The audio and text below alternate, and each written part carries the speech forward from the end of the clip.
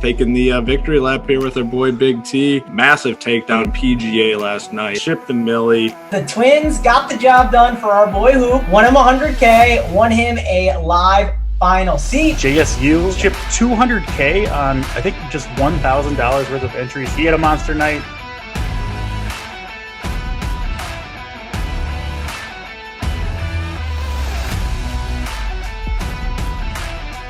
Anytime we see members crush like this, we're excited. Last night, one of our most loyal subscribers from the beginning, Jay Love, took down $20K.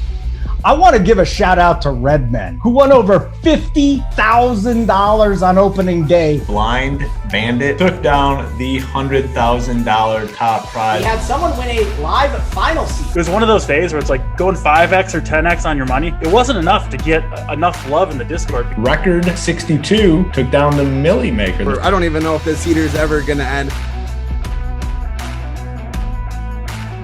Some of these other sites are just boring you to death. I like how other sites nickel and dime you for every penny they can get. Tons of the members have given tickets and membership on their own. Like, we're not telling them to do that. They're just doing it for good mojo. You love to see it. We love the good mojo. And the mojo is what the mojo is. I give you credit for still having that happen. We appreciate it. Wait till we ship tonight. I might never take it off.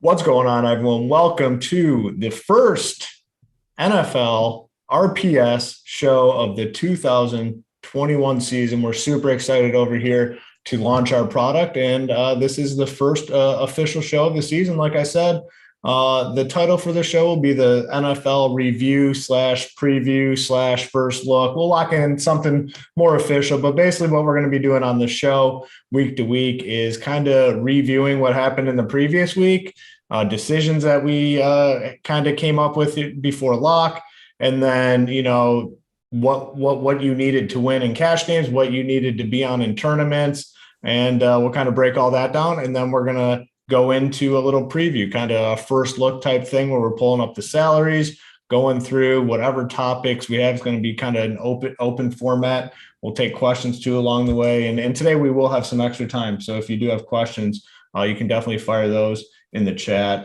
For today, it's going to be me, obviously, and I'm joined by my boy Mangone and Title. Go to you first, Mangone. You know, you've been at this for a while. It's an exciting time when NFL is about to kick off.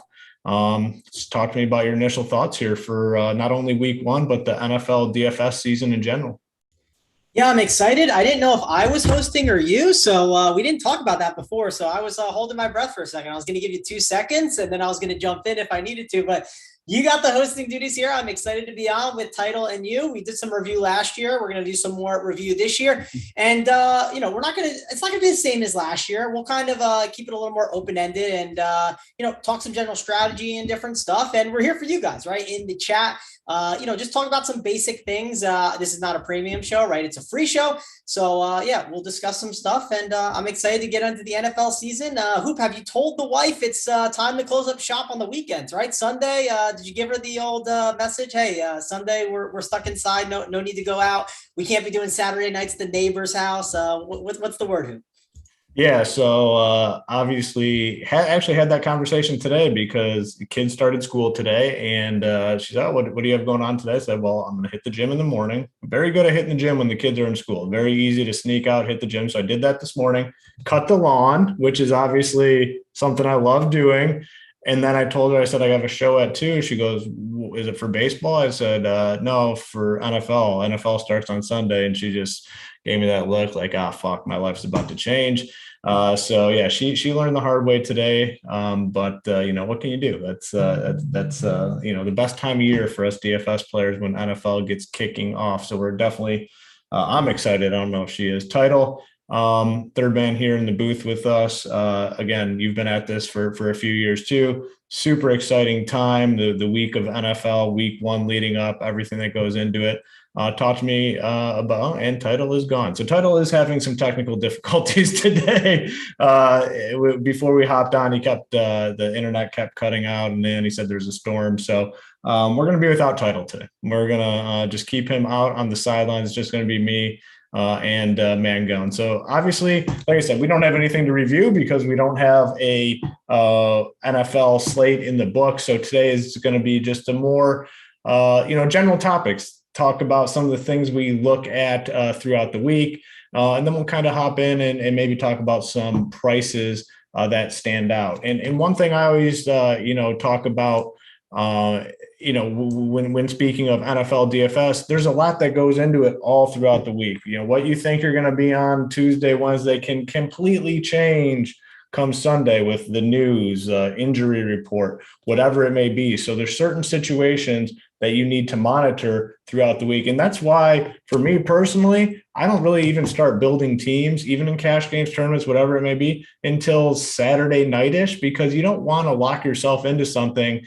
and then need to make a lot of adjustments. And then, for me, my head is kind of scrambled a little bit. So I just wait to really build teams. And, Mangone, I know you're one of the best at following the news and picking up little tidbits throughout the week. So kind of just talk to the people about that.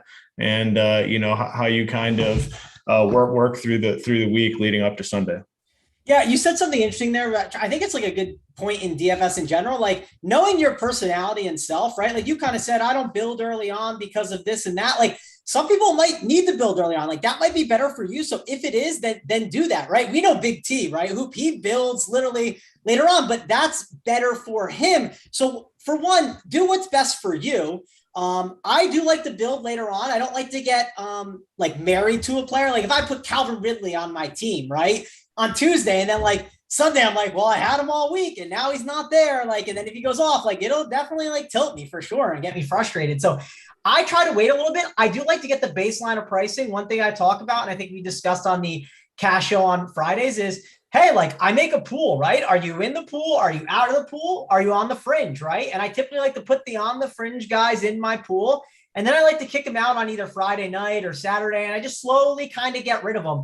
I talked about a little bit with when you guys use the optimizers. I know you probably do it a little different, but what worked for me was I just exclude everyone from my pool. And then I go game by game. I'm like, okay, do I want this guy in my pool? Do I want this guy? That way I don't have some players popping in there that shouldn't, right? So, and then sometimes you run the opto and it doesn't work. And then, you have to add in some cheaper guys maybe, but all in all, do the process that works for you. That's what works for me. And news is key. News, super important. Everyone is waiting for it on Friday afternoon. Then they're waiting for the Saturday night Adam Schefter bombs. And then Sunday, it's going to be massive, right? We get all that big news that can have tons and tons of impacts to all of our lineups.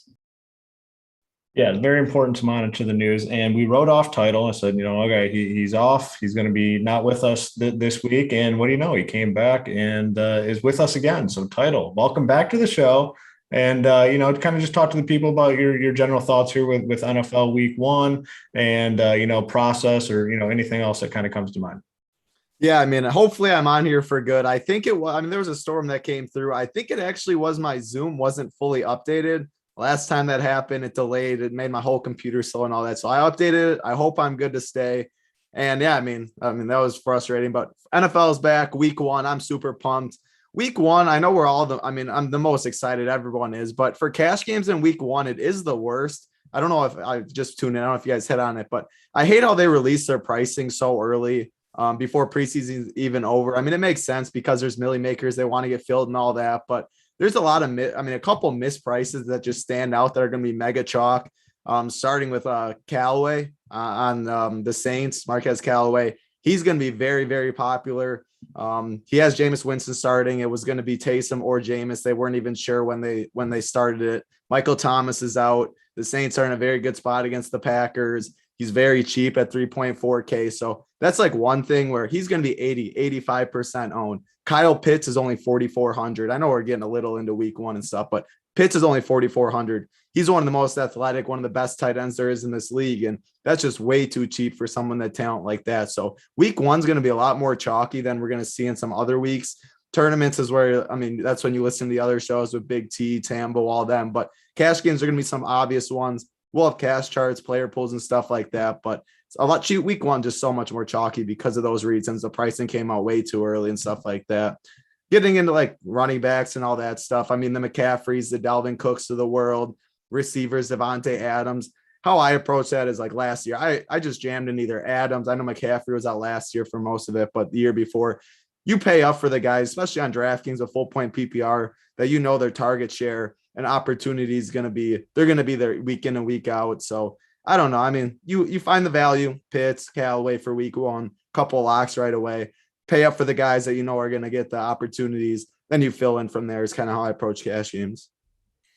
Yeah, so week one is obviously a little bit, more unique than the other weeks in the fact that the pricing came out so far in advance. You're going to have so many cheap guys that pop up as elite values. You're going to make your team and you're going to look at it and say, how the hell do I lose? This team looks great. Well, you got to keep in mind that everybody that is building teams this week is going to say the exact same thing when they build their team. It's just very, very soft pricing. And then you have the injury guys that make, that turn into like elite value plays. So it's a little bit tricky week one, and even in tournaments too. There's a lot of unknowns, a lot of unknown situations. There are going to be some big surprises right out of the gate. So, if you're, a person that sticks to pretty strict bankroll management, I always recommend kind of taking it easy in week one, just because there's a lot of uncertainty. Now, if you're playing cash games and you're able to get a ton of really good head-to-heads, that's where obviously things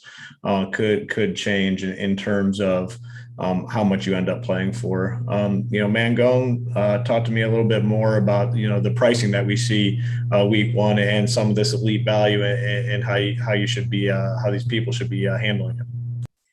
Yeah. So there's a ton of value. Obviously we're not talking like a specific site, FanDuel or DraftKings, depends where you look, but we talk about it a lot with the cash chart and cash games versus tournaments, but because it's week one and no one has too many thoughts to form because they haven't seen much football, right? A lot of people gravitate and herd to the same build. So if you hear us talking about some cash donkey build, that's a great way to make a pivot in tournaments, right? Title just talked about Kyle Pitts. Nothing against Kyle Pitts. I think he's amazing. I think he could be a Hall of Famer, right? I'm not saying he will, but I think he's got the potential to be, it sounds like, from everything everyone's talked about.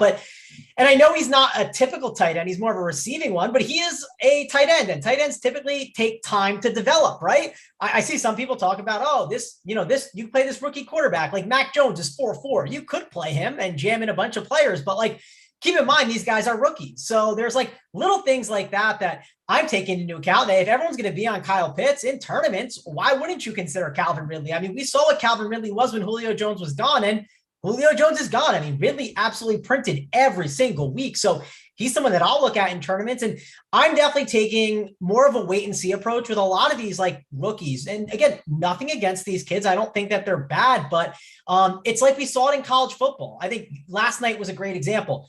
Louisville looked like a disaster, and they just got rid of a ton of their players. UNC the other day, they had their Heisman quarterback Howell, but they got rid of all their running backs because they're seniors and receivers, and their offense just looked like a disaster.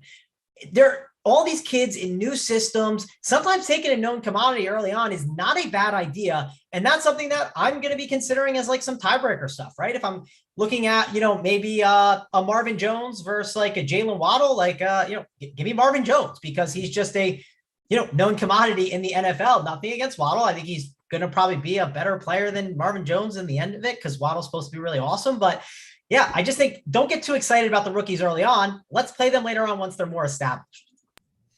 Yeah, and that kind of touches on one of the questions that we got right out of the gate from G Sauce, and was directed at you, Mangone. He goes, "Can you guys explain the difference between cash games and tournaments? I thought you just put out your best squad." So you kind of started to talk about it a little bit. So, for people that might be new to DFS, kind of just answer that question. Like, what is in general the difference between how you build your cash game lineups versus tournament lineups?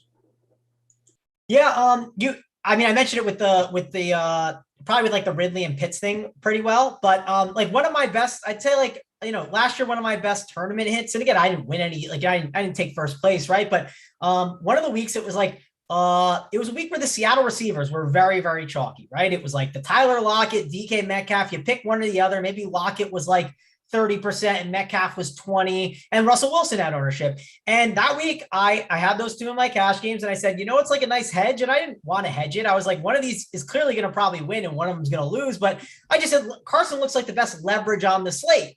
And if those guys fail, then what's going to happen, right? Well, clearly Carson is going to crush, or they're just going to get absolutely demolished. But if they get out ahead, which I thought maybe there's a chance they can get out ahead, like maybe Seattle in that game was underdogs, right? And that's why people thought that they were going to be throwing a ton. Looking at the game script and building for it, like let's say maybe the most popular game this week is going to be Packers and Saints, right? Well, Packers are favorites in that game.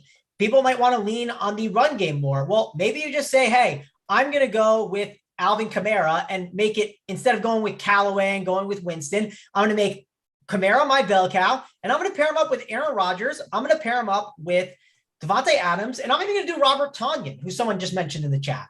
And that way you're getting the exposure to the highest total, but you're also building it in a way where it can easily go where the Packers are losing all game. And honestly, the Packers could win, and they could win by passing the ball a ton. So those are ways that you can build out your lineup. I want to be on the smart plays and the right plays, but I want to kind of build it out properly. I definitely, when I build my teams for tournaments, I look at the full lineup construction and ownership. And then cash games, I just try and put out what I think is the best optimal team. And I also like to look to see if there's any mistakes in some people's projections. Because Scoop, maybe you can touch upon this. I feel like sometimes even I can be a victim of it. We kind of all like follow the herd a bit, and like we might see a projection or a prop and we might all gravitate towards that. So what's your take on that? Because I think that's something that I feel like I've done a good job to take advantage of in NBA DFS, and I think in NFL we can do it as well. There's so much information out there, so many projections, so many podcasts, so many shows. As the week goes on, you'll see a lot of people start talking about the same guys over and over, and all that does is take the ownership of those guys and go through the roof. So becoming a slave to the projections and the herd, not good in tournaments and sometimes even in cash games. The way cash games are going nowadays, it's almost like you need to have not a GPP mindset, but you have to be willing to pivot. Like certain guys that get up 60, 70%, like a cheap wide receiver that might end up being 70%. We talked about Callaway. Callaway's going to be, popular this week. But if you're playing on DraftKings and he's going to be, 70, 80%, it's not the worst idea to maybe look somewhere else. And it's more of a GPP mindset, but in cash games, it's becoming like people are just playing the same, very close to the same lineups. And a lot of times you drown with the same, those teams that have the same lineups, you drown with them. And sometimes you're not even getting all the way to the top if they go off. So you kind of have to have a different sort of mindset, I think, with cash games nowadays. And another thing, like Mangone talked about with the GPP stuff, like, okay, so he was on in his cash games, he was on Metcalf and Lockett. I'm assuming in that game, the Seahawks were in a pretty good spot and probably had a nice, point total associated with them.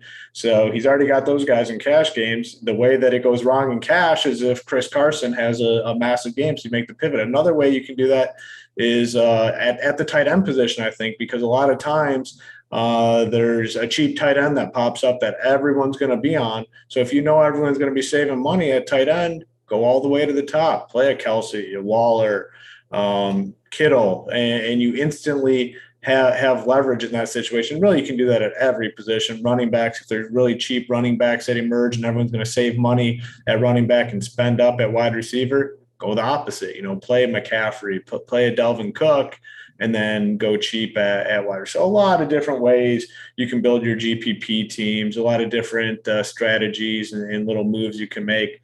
Title, anything you want to add to the cash versus GPP conversation here? Yeah, you guys made a lot of good points. I mean, I remember last year, Chris Herndon was chalk. I feel like more than one occasion, Chris Herndon. I mean, like, and everyone just certain people talk him up in the industry. I feel like NFL is more than any other sport just because you have all week to prepare. So many people put out podcasts and all this stuff. And like you said, ownership just skyrockets when everyone talks about them. Then Friday, Saturday, Sunday, and you got to keep up with that. Like I like listening to what other people say in the industry because then, like just say the Packers and the Saints games getting a ton of steam this week. If they're over-owned, which I mean, in tournaments, we got 13 games on this main slate. When we get into bye weeks and stuff, ownership's going to be a little more condensed, rightfully so, with less games. But the first couple of weeks with so many unknowns, so many games, if one game or one player or certain teams are getting so much of the ownership, I don't think there's any reason you play in GPPs, you eat that chalk. Like, I don't know this. I mean, I play tournaments in NFL and MMA. Those are the two I do. And like Kyle Pitts, he's going to be massive chalk at 4,400. It looks like you go all the way up to a Kelsey, he's not going to be low owned for any means, but you can go all the way up and you get a different build right away. Or you go to a pivot right in that tier, like a Logan Thomas at 4,600. I'm very high on Logan Thomas this year with Fitzpatrick.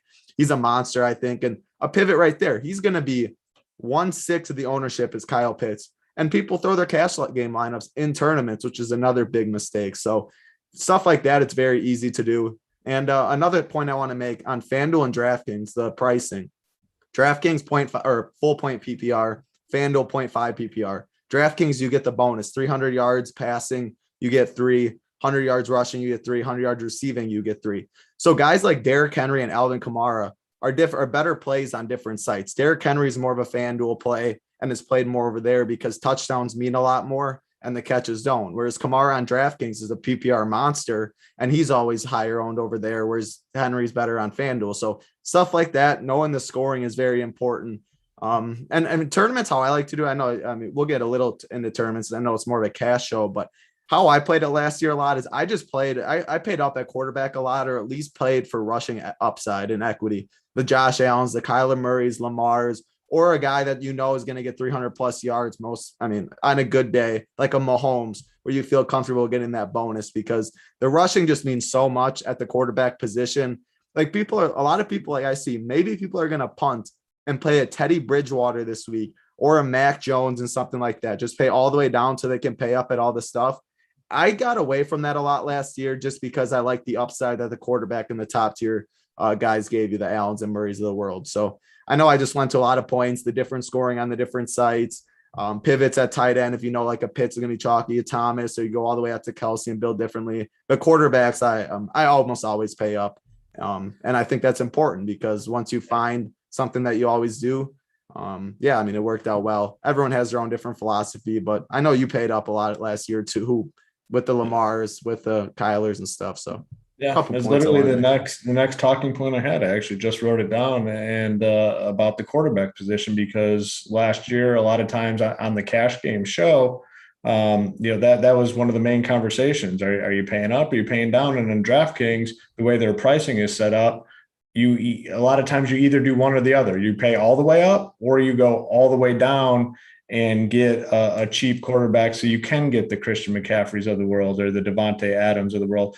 And it looks like this week, right out of the gate, we're going to have that decision, because there's a lot of cheap quarterbacks. Teddy Bridgewater, like you said, 4.8K on DraftKings. And this conversation, I think, is definitely more on DraftKings than on FanDuel, because the gap in the pricing is much more substantial on DraftKings opposed to FanDuel. So you got Teddy Bridgewater at 4.8, Mac Jones, like you said, at 4.4, Sam Darnold 5K. There's cheap options out there. You can go up to a guy like Josh Allen, obviously, at 7.4. Kyler Murray is at 7.6. Russell Wilson at 7K. So there are options on both ends of it this week for sure. Mangone, I want to go to you and just kind of talk about that, because we had that conversation, I think, every single week on the cash game show. Is it a week to spend up, or is it a week to save? We don't know at this point. Like I said, this is just kind of like a first look thing, and we're really just, first diving into this whole slate for the first time. So Mangone, kind of talk about that conversation, the spending up versus saving at the quarterback position. Yeah, I always build in a specific way. And it's like I start like kind of like when you build a sandwich hoop, right? You want to get the meat right? I want to get the running back and the receivers figured out. I don't like, the top part, which is like the buns, right? The quarterback, the defense, that can always change. I can pay up, I can pay down. I can be very flexible in that department. I don't really care, but I want to make sure the middle's good, right? I want to make sure I got the right stuff at running back and receiver. I think that's super important. Also, understanding receivers very volatile, right? At times you can have hoop. I mean, how many times last year was it? Okay, DK Metcalf or Tyler Lockett. One goes for 40, one goes for 0. I mean, it was almost every week, right? Hoop? No, it really was. And there was not many weeks where both of them did good. I mean, it was really extreme outcomes. One would do really, really well. One would do shitty, and there's like no in between. So it was very hard. That was a main talking point for the shows last year for sure. Like, all right, who are we playing this week? Metcalf or Lockett? And, I guess it was more the first half of the season when the Seahawks were actually running their offense properly, opposed to the second half when they decided they were going to pound the ball for some reason when just made absolutely no sense. But yeah, I mean, it was a talking point, a conversation we had basically on every show last year. Yeah, and I just want to prioritize making sure I get my running backs and receivers kind of right. Like, I want to make sure those guys are where they're at. Now, tight end, it always feels like a tight end, there's like 2 to 3 options, and it's either like you pay up or you pay down. You kind of make a decision that week on how much opportunity cost there is. Defense, it just always depends, but I definitely like to punt it more. If you look at the range of outcomes at defense, we know that can be, and you talk about it a lot. Like even in NASCAR, I think one time you said it, Hoop, like all these drivers suck. I'll just go all the way to the bottom so I can get more, right? You'll do that in Showdown golf a lot. It's just a strategy. I think that going down at defense a lot of time makes sense. And then quarterback, it just depends. The one thing I do want to talk about with quarterback that I think is different over the past 3 or 4 years as NFL has changed, we have all these dustier guys, right? And I'm putting Brady in that category, Ben Roethlisberger. Not that they're dust, they just can't run, right? They don't get you those rushing yards that these other guys do, right? Like Josh Allen, Herbert, and they have a lot higher ceilings. Like just Tom Brady doesn't put up, like, I think maybe against the Lions last year, he had like a 35 game, but he like just can't put up 40, right? And like guys like Josh Allen can, and Herbert, and at times those guys, I think, are worth going to a little bit more because of the rushing upside. And I still think that we don't go to running backs enough when it comes to, or not running backs, to running quarterbacks enough when it comes to DFS. I think they're just super, super valuable. Yeah, and the position is kind of transformed, even for me mentally. Like when you go to DraftKings, I mean, 2 or 3 years ago, you were thinking, okay, what quarterback can get me 300 yards because I want that 300-yard bonus. And yes, that still does come into play for sure. There's no doubt about it. But guys like Drew Brees 2 to 3 years ago, those were the dudes that you were playing on DraftKings if you wanted that 300-yard bonus that they offer. Now, when you're looking at the quarterback position, the first thing that I'm thinking is like, can this guy get a rushing touchdown? How likely is it that he gets a rushing touchdown? Because when you look at the scoring and what you need out of the position, I mean, one rushing touchdown is huge and creates a massive, massive floor. And it's just a huge out to have those guys that can run at the quarterback position. So that's definitely something very important to look at. So like I said, on FanDuel, it's a different conversation at quarterback because the pricing gap is just not all that much. The floor price is $6K. The ceiling price a lot of times is around $9K at the quarterback position. It's not the huge difference that we're seeing on DraftKings. Now, also, you brought up a good point with FanDuel. Touchdown equity more important on FanDuel because PPR isn't as valuable. And one thing I'm definitely thinking about a little bit more this year is, man, I think we're so trained to just plug in 3 running backs and 3 receivers. I don't think that's necessarily correct. Like, I honestly think you'll be seeing by like even week 10, week 8, like people are like more loose about maybe trying to put a receiver at the flex spot in their cash games. And I thought that towards the end of last year, and I truly do think that we're getting to that point in the NFL where that's something that we need to consider for sure. So I am going to consider that more when I build out my lineups. And I'm not saying it's going to happen in week 1, and you might not see it for the first 5 weeks, but like I'm definitely not going to. I used to just not even consider it, but now I'm going to consider it. No, I think that's more on DraftKings you're talking, right? Yeah, that's more DK. Sorry, and then FanDuel was a touch and everything, but that's definitely more DK. And the reason why is the PPR, right? I didn't mention that, but Title, I mean, you can go into it if you want a little bit, like how PPR between FanDuel and DraftKings, it definitely adds up, and the bonuses too, right? You get 100 yards for the bonus as well. Like a lot of those points add up. Where on FanDuel, sometimes a guy puts up like 10, and then DK they have like 18, and that's a huge gap.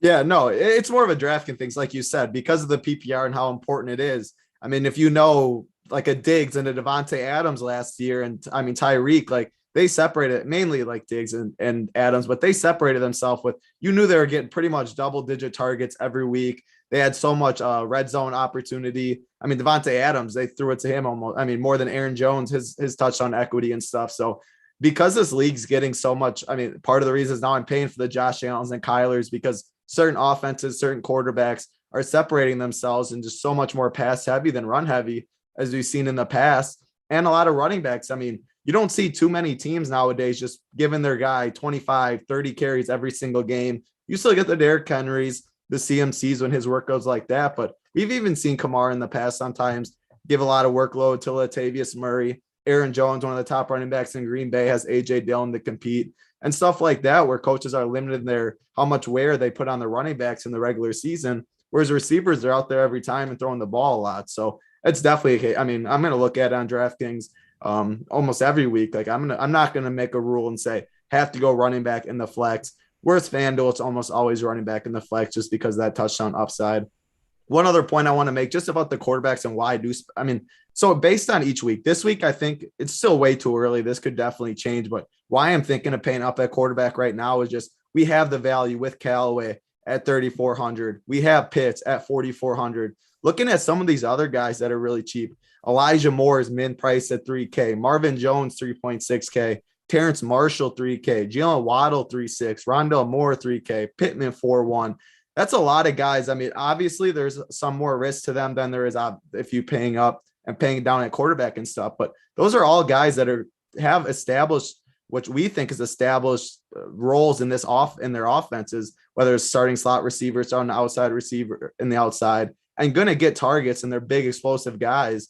Where it's quarterback, like people are talking about Darnold and Winston and stuff, which I think is viable if you want to go all the way in cash games, but you're not going to get a 40 piece out of them like you could get from Mahomes and a Josh Allen. And if they get a 30 or 40, 35 piece at 38% in cash games, it's going to be pretty hard to catch them. And you're going to need those receivers to completely bust and the guys that you pay up for more to just absolutely go off. So quarterbacks, that's why I pay up usually, but I'm not saying paying down. Every week is different. It's about the value. If pricing's tighter, then you usually pay down more because you have to pay for the other guys and there's not as much separation. Week one, with how loose it is, that's why I'm leaning right now toward more paying up. But it's only Tuesday. You guys are doing a cash show on Thursday. We have cash charts we'll update, so a lot can change. But that's the thought process and how I build every week.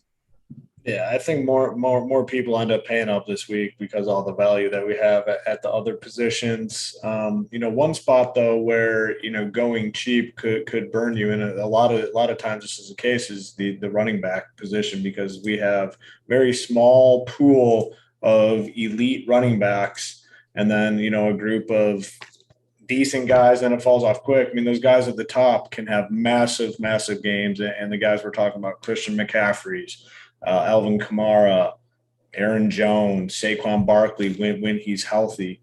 I believe it was you, Title, that used the term jam them in at the beginning, and you're going to hear that a lot around the industry. And by jam them in, that means jam in these big time running backs, the Kamaras, the McCaffreys, the Delvin Cooks, the Saquon Barkley when he gets back to 100%.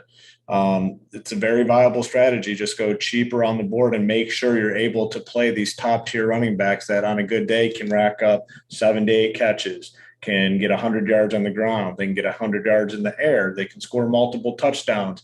And if you don't have them, your week can be over rather quickly. So just talk to me about, some of the sacrifices that you're willing to make in your lineups to quote unquote jam them in.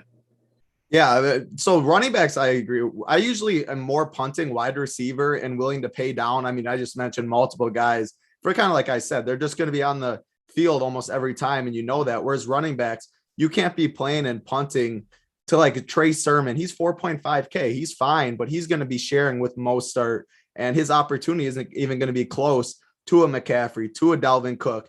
And I'm looking on FanDuel or on DraftKings, looking at these prices right now. there's some that just stick out as misprices right away. Antonio Gibson's only 5.9K. Chris Carson's 5.9. Joe Mixon's 6.2. Chase Edmonds 4.6. He's a little riskier since he does have some competition there too with Connor. But guys like that they're way mispriced. Whereas you can play one of them. You can play a McCaffrey and a Dalvin. Usually I do jam in one of the top guys. If you can get all the way and play the top two, I don't mind it. But as of now, I like going this week. Obviously it's still early, but I'm not thinking I'm going to jam in both of them right now. I'm thinking more so pay up at quarterback, one of them, just because like Mixon, Gibson, Carson, these guys are all mispriced right now. Those are alpha running backs in their respective teams and should be 500, 600 higher. So that's kind of my lean right now. Mike Davis is down there at 5.4K with not a lot of competition. James Robinson, 6.4. Now we know ETN's out. So there's a lot of too cheap running backs, but I still do like anchoring my team around a McCaffrey, a Kamara, a Dalvin, and stuff like that, just because their upside and their workload, they're just the alpha in the offenses where we don't see that in too many teams nowadays. All right, before we move on, guys, this is a free show, and I ask that you hit the like button and hit the subscribe button for us so we can continue to bring you guys this show on a daily or weekly basis. This is supposed to be a premium show, but we said, you know what? We're not going to make it premium. We're going to give it to the people for free. So reward us with a like and a subscription. Mangone, talk to me about the running back position and the jam them in type strategy. Yeah, I mean, if you just want to go up and grab your running backs, right? Grab the production, go for it, right? We know, I guess the best ball Twitter and people have talked about like running backs don't matter, right? What is it? Basically like zero running backs, right? Is that the strategy it is, Hoop, I see all over Twitter? Yeah, I mean, there's multiple different ones, but that's best ball and DFS are different. But the reason I'm talking about this is people say that because there aren't many Christian McCaffreys, right? I mean, there's not many bell cows anymore. I mean, there are some, but there's not many that you can obviously trust. So I think that, when you can get those guys, they're very valuable and they have tons of opportunity. So I definitely like to get in those good running backs, those safe ones that I feel confident in. Of course, if you can find a cheaper one, there's a ton of value in that. And again, another reason why I think you go and typically grab some more pricier running backs is because, hey, we know what the receiver outcomes can be. You can grab a 3K receiver that goes for 25 fantasy points. If I told you there was a 3K receiver with 25 fantasy points, you wouldn't be shocked. Now, if I showed you a 3K running back that is 25 fantasy points, yes, you would be shocked. And that's why when you do have a really cheap running back that has a big game, you'll see some more massive scores at times because it's rare to be able to have that. Then you have a salary to allocate in other areas where raw points can come into play at the quarterback position and tight end and even, defenses. So I think that's kind of overall how I approach running back. I just want to kind of lock in those points as best as I can. Obviously it depends on the whole equation of how I build out my lineup and look at it. But I think locking in running back points is very, very valuable. And it's like the first thing I look to do. And that's also a week-to-week base. Like when Dalvin Cook was out last year and Alexander Madison steps in and he's only 4.8K and stuff like that, that changes obviously the whole construction of that week. So it's a week-to-week thing. But to start off the NFL season without the injuries, when we know who's going to be the alpha backs, I think that's mainly what we're talking right now is it makes a lot of sense to jam them in when we know what they're going to get, whereas we don't know what the San Francisco running back situation is going to be. We don't know in a couple weeks if James Robinson's still going to be used as the alpha, if they're going to mix in. They got Duke Johnson, the practice squad, stuff like that. So injuries open up as the year goes on and changes your whole thing. But as of now, alpha running backs, we know Dalvin, we know CMC, we know Kamara, we know what they're going to do. And, a lot of uncertainty going into week one. So that's kind of why we did this more open-ended type discussion opposed to, really hammering down plays and talking about prices. We have shows all throughout the week. We have content that's going to be released all throughout the week. We have tomorrow, the playbook, the initial thoughts on the playbook will be up. The cash chart will start to develop. If you're not a member, I said yesterday on the schedule release show, I was canceling RPS NFL 15. I was overruled. They want to keep it going for at least another day. So if you're not a member yet, you can still get in. RPS NFL 15 is the promo code. Gets you 15% off your first payment. It gets you 15% off for life on a monthly package at Run Pure Sports. So if you use this promo code and you don't cancel, you'll be saving 15% every single month on your monthly plan. So head on over to Run Pure Sports, use that promo code RPS NFL 15. All right, before we get on out of here, let's just get some final thoughts and what anything that has to do with week 1 NFL. I'll go to you first, Mango. Yeah, I mean, one more thing I guess I'll mention that I think is important is, and I talked about it a little at the top, but just because, like, if you have a take on something, right, like, have conviction and stick with it. Don't get off it. Like, there's no one truly knows what's going to happen.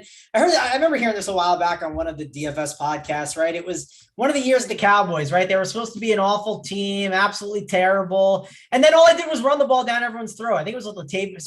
It wasn't Latavius Murray. It was DeMarco Murray, right? I mean, it's so long ago. Title might not even remember who DeMarco Murray was. That's how. Yes, I do. Stop it. I don't know. Stop. Title. I mean, it's not G. Risen's boy from 1960. Of course I know DeMarco. I was playing fantasy back with DeMarco Murray. Come on.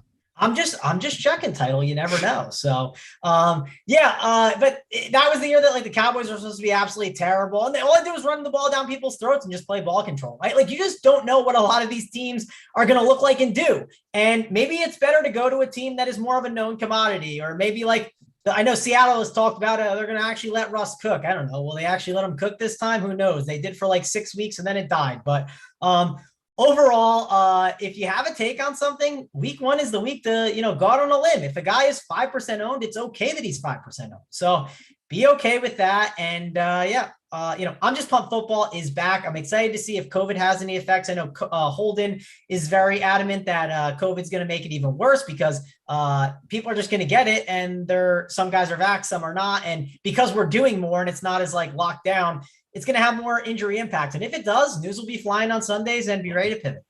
I think the one way that it will have an effect is the attendance at the stadiums. And I think that's why we saw record high scoring last week. I mean, your guys' boy, Aaron Rodgers, I think took advantage of it more than anyone in the league, with the play calling and being able to draw the defense off sides a ton. These offenses flourished without fans, especially when they're on the road. And I believe all stadiums are going to be at max capacity this season. So I do personally think that scoring could come down a little bit. We saw big time scores last season. I think it will come down. I mean, Title, what are your thoughts on that? Yeah, no, I mean, I think that's a very good point. Offenses were just, and I mean, they didn't also really have preseason stuff like that. And like the Aaron Rodgers of the world, who's been there, done that for a long time, Mahomes, Allen's, like that's when the absolute alpha quarterbacks who were just so talented had the weapons and stuff. The defenses just weren't prepared enough. And yeah, you made a good point. Rodgers, he always is known for drawing defense offside. When you have a crowd noise and all that stuff, it's definitely a lot harder to do. So I'm definitely curious to see how that all plays out. And another thing, just to add, and going back, piggybacking off of Mangone and you, with how much uncertainty is week 1. I remember last year, everyone was saying the Jacksonville Jaguars have one of the best defenses in the league. Don't pick on them, all this stuff. And you look at what they were. I mean, they were a team we picked on almost every single week last year toward the end of the year. You were getting guys, alpha people or alpha players, Joe Mixon's the world, I know was on one of the Millie Makers, guys like that at sub 5% owned because they're going against what we believe to be a top end defense in the first couple of weeks, when who knows who's going to be the top defenses of the year? Who knows who's going to be alphas? Who's going to be the alpha receiver on the Saints? Is it going to be Callaway? Or are we going to look back and is it going to be like a Traquan Smith? And why did you play a 70% Callaway and just all this stuff right now? With so many unknowns and looking at like week 1 right now for running backs on DraftKings, it looks like Dalvin's going to get some ownership, CMC, all them. I don't think Derrick Henry gets as owned at 8,800. And that's just a simple pivot. It's Derrick Henry.